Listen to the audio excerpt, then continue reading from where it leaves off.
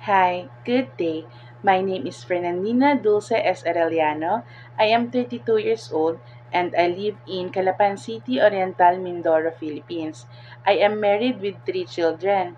My youngest son is 8 years old and my daughter is 11 years old and my eldest son is now 14 years old.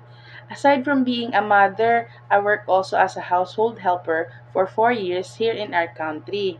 My main job is to take care of the children, but I also do the cleaning, the washing, and ironing of the clothes. Sometimes I bring the children to school and do the groceries. To my future employer, I hope you choose me because I am a strong person and hardworking, and I am very fast learner individual.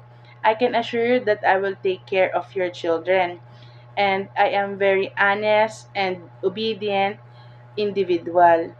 And I hope to see you soon. Thank you and God bless.